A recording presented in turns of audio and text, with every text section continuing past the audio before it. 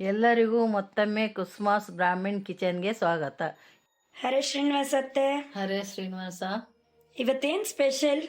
ಇವತ್ತು ಒಂದು ಗೊಂಗೂರ್ ಚಟ್ನಿ ಕೇಳಿದ್ರು ಒಬ್ರು, ಶಾಲಿನಿ ಅಂತ, ಅದಕ್ಕೆ ಮಾಡಿ ತೋರ್ಸೋಣ ಅಂತ ಎಲ್ಲ ರೆಡಿ ಇಟ್ಕೊಂಡಿದ್ದೀನಿ. ಓ, ರಿಕ್ವೆಸ್ಟೆಡ್ ವಿಡಿಯೋ. ಮಾಡಿ ತೋರಿಸ್ತೀನಿ. ಓಕೆ, ಇದು ಶಾಲಿನಿಗೋಸ್ಕರ. ಶಾಲಿನಿಗೋಸ್ಕರ. ಇದನ್ನ ನೋಡಿ ಮಾಡಿ ಹೇಗಿದೆ ಅಂತ ಕಾಮೆಂಟ್ಸ್ ಬಾಕ್ಸ್ ಅಲ್ಲಿ ಹಾಕಿ.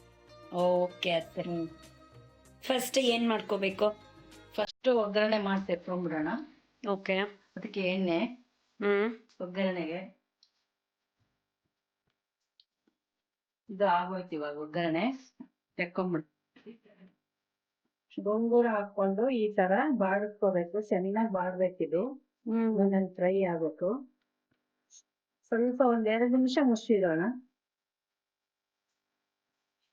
ಅಯ್ಯಪ್ಪ, ಅಷ್ಟು ಗೊಂಗೂರ ಹಾಕಿದ್ದು ಇಷ್ಟೇ ಆಗೋಯ್ತಾ? ಅಷ್ಟೇ, ಅದು ಒದಗಲ್ಲ ಇದು. ಇದು ಸ್ವಲ್ಪ ಮುಚ್ಚಿಡೋಣ. ನಿಮಗೆ ತುಂಬಾ ಗಮ್ಮಂತ ಸ್ಮೆಲ್ ಅಡ್ಗೆ ಮನೆ ಎಲ್ಲ ಆಗಿದೆ ಅಂತ ನೋಡಿದ್ರೆ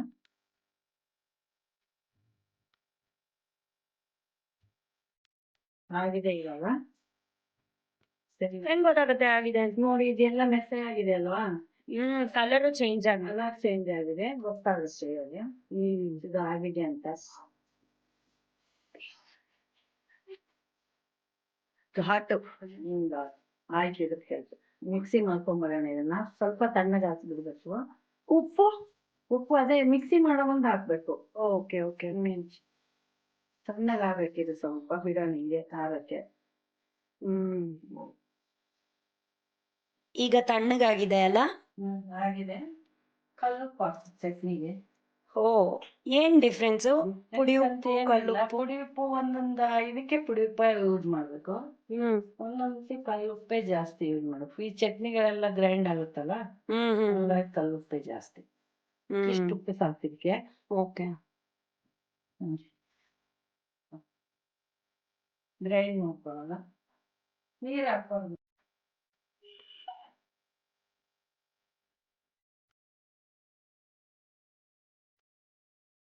ಇವಾಗ ಚಟ್ನಿ ರೆಡಿ ಆಗಿದೆ. ಒಗ್ಗರಣೆ ಹಾಕಿ ಕಲ್ಸ್ಕೊಂಡ್ಬಿಡೋಣ. ಇದು ಚಪಾತಿಗೆ, ಬಿಸಿ ಬಿಸಿ ಅನ್ನಕ್ಕೆ ಎಣ್ಣೆನ ಹಾಕ್ಕೊಂಡಾದ್ರೂ ತಿನ್ಬೋದು, ಇಲ್ಲ ತುಪ್ಪ ಹಾಕ್ಕೊಂಡಾದ್ರೂ ತಿನ್ಬೋದು. ತುಂಬಾ ಚೆನ್ನಾಗಿರುತ್ತೆ. ಆಮೇಲೆ ಚಟ್ನಿ ಮಾಡ್ಕೊಡುವಾಗ ನೀರ್ ಹಾಕ್ಕೊಂಡು ಮಾಡ್ಕೋಬಾರ್ದು. ಇದು ಇದೇ ತರ ಹಿಂಗೆ ಮಾಡಿ ಇಟ್ಕೊಂಡ್ರೆ ನಿನ್ಗೊಂದು 1-10 ದಿವಸ ಚೆನ್ನಾಗಿರುತ್ತೆ. ಏನೂ ಕೆಡಲ್ಲ, ಹಾಳಾಗಲ್ಲ, ಚೆನ್ನಾಗಿರುತ್ತೆ. ನೀರ್ ಬರುತ್ತೆ ಬಾಯಲ್ಲಿ. ವಿಡಿಯೋ ನೋಡ್ಬೇಕಾದ್ರೇನೆ ಬರುತ್ತೆ. ಇನ್ನ ಅನ್ನದಕ್ಕೆ ಹಾಕೊಂಡು ತಿನ್ಬೇಕಾದ್ರೆ ಅದೇ ಇನ್ನ ತುಂಬಾ ಚೆನ್ನಾಗಿರುತ್ತೆ. ವಾಸನೆ ತುಂಬಾ ಚೆನ್ನಾಗಿರುತ್ತೆ. ರೆಡಿ ಆಗಿದೆ ಗೊಂಗೂರ್ ಚಟ್ನಿ. ಪುಂಡಿಪಲ್ಲೆ ಚಟ್ನಿ ಅಂತೀವಿ ನಾವು, ಗೊಂಗೂರ ಅಂತಾರೆ, ಉಳಿಸೊಪ್ಪು ಅಂತಾರೆ. ಒಬ್ಬೊಬ್ರು ಒಂದೊಂದ್ ತರ ಕರೀತಾರೆ ಇದಕ್ಕೆ. ಗೊಂಗೂರ ಪಚಡಿ ಅಂತಾರಲ್ಲ? ಪಚಡಿ ಅಂದ್ರೆ ಅದು ಆಂಧ್ರ, ತೆಲುಗು ಆಯ್ತು.